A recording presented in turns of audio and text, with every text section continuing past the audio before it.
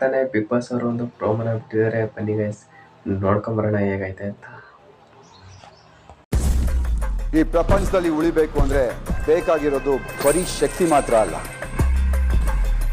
ಅರ್ಹತೆ. ತುಂಬಕೊಂಡಮ್ಮ ಬೈ ಕೊಡ್ತಾ ತುಂಬಾ ಅಂತ ಕೊಡ್ತಾನೆ ಇರೋದು, ಹೋಯ್ತಾನೆ ಇರೋದು, ಆಡ್ತಾನೆ ಇರ್ತೀರಿ ನಾವು. ಅಕ್ಕಿ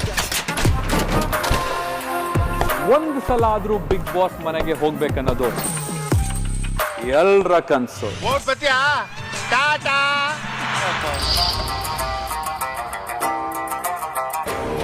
ಆದ್ರೆ ಬಿಗ್ ಬಾಸ್ಗೆ ಯಾರು ಬೇಕು? ನಮ್ಮ ಹತ್ರ ಬೇಡ. ಇದನ್ನ ನಾನು ಅಹಮ್ಮಲ್ಲಿ ಹೇಳ್ತಾ ಇಲ್ಲ, ನಮ್ಮ ಹತ್ರ ಬೇಡ. मतलब वो अलग ही लेवल का बंदा था. ಇಲ್ಲಿ ಬರೋ ಪ್ರತಿ ಚಾಲೆಂಜ್ಗೂ ಹೆದರದೆ ಎದುರಿಸಿ ನಿಲ್ಲೋರು ಮಾತ್ರ. ಈ ಫಿಗರ್ ಎಲ್ಲೋ ನೋಡ್ದಂಗೈತಲ್ಲ. ಇಲ್ಲಿವರೆಗೂ ಬಿಗ್ ಬಾಸ್ ಮನೆ ಒಳಗೆ ನಡೆಯೋ ಯುದ್ಧಗಳನ್ನ ನೋಡಿದ್ದೀರಾ? ಕೊಡಕ್ಕೆ ಒಂದು ಮಹಾಯುದ್ಧನೇ ಗೆಲ್ಬೇಕು. ನೋಡಿದ್ರಲ್ಲ ಹುಲಿ ಪ್ರೋಮೋನ ಹೇಗಿತ್ತು ಅಂತ ದಯವಿಟ್ಟು ಕಮೆಂಟ್ ಮಾಡ್ರಿ.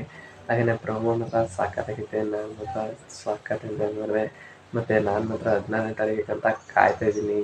ಈ ಒಂದು ಅಗ್ನಿ ಪರೀಕ್ಷೆ ನೋಡೋಕ್ಕೆ ಯಾವ ಥರ ಎಲ್ಲ ಮಾಡಿದಾರಲ್ಲ ಅಂತ. ಮತ್ತು ಎಷ್ಟಾಗಿ ಗಿಲ್ಲಿ ಬರ್ತಾರೆ ಅಂತ ಹೇಳಿದ್ದಾರೆ. ಜಡ್ಜಾಗಂತ ಬರಲ್ಲ, ಗೆಸ್ಟಾಗಾರ ಬರಲಿ ಅಂತ ಅಂದ್ಕೊತೀವಿ. ಈ ಒಂದು ಜಡ್ಜಾಗಿ ಗಿಲ್ಲಿ ಬರೆದಿದ್ದೆ ಒಳ್ಳೆಯದಾಯ್ತು ಅಂತ ನಿಮಗೆ ಹೇಳಲಿಕ್ಕೆ ಇಷ್ಟಪಡ್ತೀನಿ.